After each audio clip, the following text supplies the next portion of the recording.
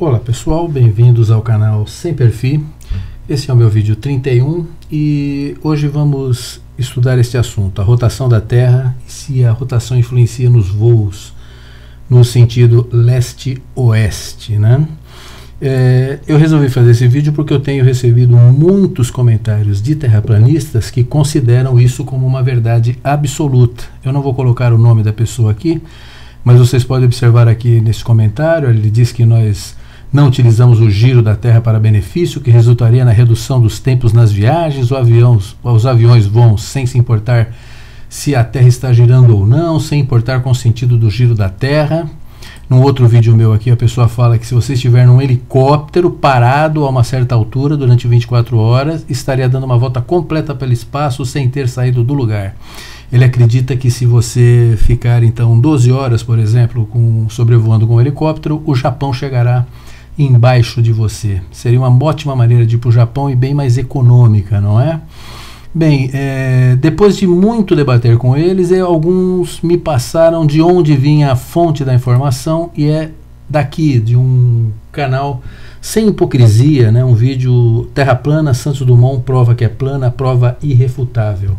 Dentro do princípio do fair use, uso educacional das imagens, sem nenhum tipo de monetização, eu vou rodar aqui o vídeo do Martins do canal Sem Hipocrisia. Vamos ver o que ele fala aqui. Fala galera, para quem ainda não me conhece, sou o Martins do canal Sem Hipocrisia. Hoje vamos falar um pouco sobre Santos Dumont, que para nós brasileiros é o pai da aviação. Já que ele inventou o avião, nós vamos usar um avião para testar a esfericidade da Terra, tá? Se ela é esférica, se ela é plana. Então a gente vai usar aqui, vamos passar a analisar um voo ida e volta, São Paulo, Rio de Janeiro e São Paulo. Conforme podemos ver no mapa do Brasil, São Paulo e Rio de Janeiro estão muito próximos do Trópico de Capricórnio. Então, se a Terra gira, uma dessas cidades tem que ocupar a posição da outra num determinado tempo. O movimento de rotação da Terra, ele ensinam nas escolas que ele parte de oeste para leste. Então, São Paulo teria que ocupar a posição da cidade do Rio de Janeiro em algum momento. Eu paralisei aqui para mostrar aqui uma certa falha conceitual, porque aqui foi considerado apenas um movimento angular de rotação, né, que a Terra faz, mas não foi considerado que conjugado a esse movimento existe um movimento linear que a Terra também faz, que é o de translação. Eu vou mostrar aqui no site da da Universidade Federal do Rio Grande do Sul. Fala do movimento de rotação da Terra e calcula até a sua velocidade, olha aqui, que realmente é perto de 1.700 km por hora, né, no movimento angular de rotação, e o movimento de translação da Terra, onde a velocidade é bem maior do que essa, e aí explicando que a Terra não só está girando, então São Paulo giraria, na tese do Martins, até ocupar a posição do Rio de Janeiro em alguns minutos, pela velocidade em relação à distância. Porém, quando isso acontecesse apenas pelo movimento de rotação, pelo movimento de translação aqui, olha, a Terra já estaria a milhares de quilômetros, já que a velocidade nesta órbita aqui, no movimento de translação, é da ordem de mais de 100.000 quilômetros por hora. Logo, não é bem verdade que São Paulo ocuparia o mesmo espaço que o Rio de Janeiro, né? Ele estaria bem distante. Mas vamos seguir aqui, vamos considerar, como ele ignora, vamos considerar apenas o movimento de rotação e não os dois conjugados. Eu vou soltar o vídeo para acompanhar o restante da explanação. O São Paulo e Rio de Janeiro em rota reta está a 350 km aproximadamente de distância um do outro. Para a nossa análise, nós vamos pegar aqui o Fokker 100, que foi um avião muito usado na década de 90, nesse trecho de ponte aérea. Vamos lá. A viagem de ida São Paulo-Rio de Janeiro, num voo comercial, voo de ponte aérea, dura 1 hora e 4 minutos. Isso a gente está falando do primeiro voo do dia, tá? O aeroporto acabou de abrir o primeiro voo, 1 hora e 4 minutos. Também, no primeiro voo do dia, na viagem contrária, Rio de Janeiro e São Paulo, esse trecho dura 1 hora e 5 minutos, apenas 1 minuto de diferença.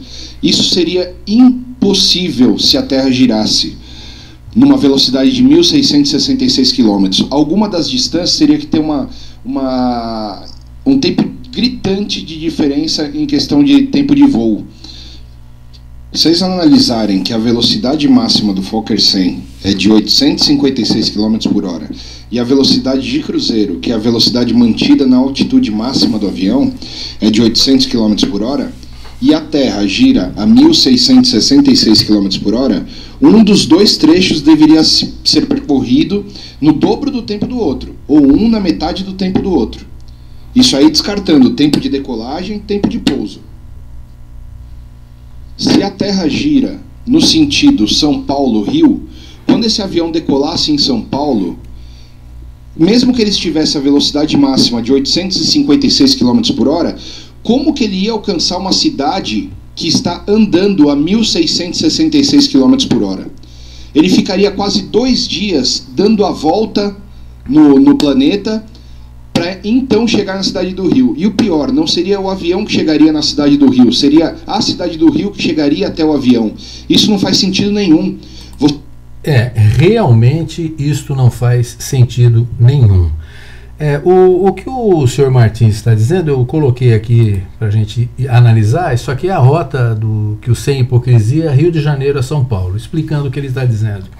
Então, o avião, se o movimento de rotação influenciasse desta maneira que ele diz que influencia, um avião saindo aqui do Rio de Janeiro, indo em direção a São Paulo nesta velocidade, e se São Paulo, na tese dele, estiver andando ou correndo em direção contrária a 1.666 km por hora, nós teríamos que este avião se aproximaria da cidade de São Paulo numa velocidade que seria a soma dessas duas, né? Ele indo e São Paulo vindo. Uma velocidade da ordem de 2.500 km por hora. E ele iria perfazer esse espaço de 350 km em 8 minutos e 32 segundos. Na velocidade normal do avião, ele perfaz esse espaço em menos de meia hora. A outra meia hora de voo no mundo real, os senhores viram que é 1 hora e 4, 1 hora e 5 minutos, a outra meia hora é em função de procedimentos de subida, descida e taxiamento. Bom, este é o modelo, então, da rota do Rio de Janeiro para São Paulo. E o inverso, como é que seria? Bom, o avião sairia de São Paulo com destino ao Rio de Janeiro, numa velocidade de pouco mais de 800 km por hora, mas ele realmente nunca alcançaria o Rio de Janeiro, que estaria fugindo dele a uma velocidade que seria praticamente o dobro. Então o avião, na hora que levantasse voo sentido leste de São Paulo para o Rio de Janeiro, ele iria voar a uma velocidade negativa, na verdade. Depois de 1 hora voando, esse avião não estaria no caminho para o Rio de Janeiro, ele estaria lá no norte do Paraná, já quase saindo do país. E realmente, da maneira que ele falou, o Rio de Janeiro chegaria a São Paulo, chegaria debaixo do avião depois de 45 horas, praticamente 2 horas depois. Essa medida aqui é o Trópico de Capricórnio, onde praticamente as duas cidades estão, e o avião teria que percorrer toda essa distância, tirando esses 350 quilômetros, voando, na verdade, para trás, né? Voando em velocidade negativa. E seria bem melhor, então, o avião seguir em sentido contrário, né? Onde ele seguiria a rota oeste, rota Sem Hipocrisia de São Paulo para o Rio de Janeiro. O mais correto seria ele para o oeste, né? No globo, onde ele iria para o oeste, como o Rio de Janeiro está correndo para o leste nessa velocidade, ele iria fazer este percurso de cerca de 36.500 quilômetros, né, em aproximadamente 14 horas e 25 minutos. E realmente, como ele disse, isto aqui é um tremendo absurdo, né? Bom, mas isso é um tremendo absurdo, e porque realmente não é bem assim que acontece, né? Vamos explicar aqui. Se qualquer pessoa, se ele tivesse perdido 10 segundos e digitasse, ou os senhores podem fazer isso aí nos computadores, se digitar a rotação da Terra influencia o tempo de voo dos aviões, os senhores vão achar uma série de sites aqui, de canais que dão explicação sobre o assunto. Eu vou abrir o primeiro aqui, que dá uma explicação bem simples. É o site Aviões e Músicas, a pergunta foi feita a eles, né? E eles responderam de maneira bem simples, olha aqui, olha. A resposta é não. A rotação da Terra não interfere de maneira nenhuma no tempo de voo, não interessando se a aeronave voa com o sentido de rotação oeste ou a favor leste. A razão para isso é que a atmosfera na qual o avião está sustentado está viajando na mesma velocidade da rotação da Terra. É uma explicação prática, feita por um site não científico, mas que está totalmente de acordo com o que acontece no mundo real e não daquela maneira que foi explicada. Se os senhores desejarem encontrar uma explicação um pouco mais científica, escrita de maneira totalmente científica, eu sugiro o blog do professor Duane Damasceno, que é um professor de física. Ele faz as mesmas considerações, só que ele aqui considera todos os aspectos que o senhor Martins lá não considerou, aquele problema de velocidade angular, velocidade linear, inércia, velocidades relativas, né? E ele explica direitinho aquela situação de que a atmosfera gira junto com a Terra, a atmosfera tem massa e, consequentemente, ela sofre a influência da gravidade e todos os aspectos, só que esse artigo não é de fácil leitura. Ele explica, ele faz uma série de cálculos, ele faz cálculo de momento angular, ele faz cálculo aqui de velocidade linear, ele faz cálculo de inércia, ele faz cálculo aqui considerando massa dos corpos, momento angular. Então não é um artigo de fácil interpretação. Se você tem dificuldade em interpretar artigos de física, talvez você se confunda. Mas o importante é o final aqui. Ele diz assim, ó, agora somos capazes de responder, na prática, tanto faz. Ou seja, considerados todos os conceitos de física que foram esquecidos aqui pelo senhor Martins, o professor Damasceno, aqui o Duane Damasceno, ele diz que tanto faz o ar para qualquer um dos lados no globo terrestre, tá?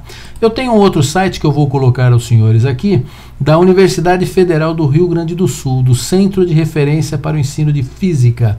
Eu vou puxar aqui para baixo, onde ele faz, a pergunta é a mesma aqui, ó. A rotação da Terra influencia o tempo de voo de uma aeronave? E aí eles comentam que um comentário que foi feito em um site de curiosidades, que neste site teria afirmado que a rotação da Terra influencia. E aí a conclusão dos físicos da Universidade Federal do Rio Grande do Sul é essa daqui, olha. O absurdo desse argumento pode ser evidenciado no fato de que aviões comerciais atualmente voam com velocidades em relação à Terra não superiores a 250 metros por segundo, não importando se vão para leste ou oeste. Já a velocidade de um ponto na superfície da Terra, devido à rotação da Terra, é cerca de 450 metros por segundo no Equador e 400 metros por segundo aqui em Porto Alegre. Desta forma, segundo esta estupidez, um avião que partisse contra a rotação da Terra voaria em sentido contrário ao desejado. Veja, a Universidade Federal do Rio Grande do Sul, Centro de Referência para o Ensino de Física, considera a ideia aqui do senhor Martins como uma estupidez, né? E não sou nem eu que estou falando, é a Universidade Federal do Rio Grande do Sul. E eles terminam aqui com o seguinte parágrafo: o raciocínio veiculado por este site de curiosidades denota um enorme analfabetismo científico. Não é nem um analfabetismo científico apenas, é um enorme analfabetismo científico, somente equiparado a de alguns religiosos que ainda 400 anos depois de Galileu negam o movimento de rotação da Terra. Bom, os senhores vejam que não sou eu que estou falando, mas realmente estes conceitos aqui são totalmente obtusos, absurdos.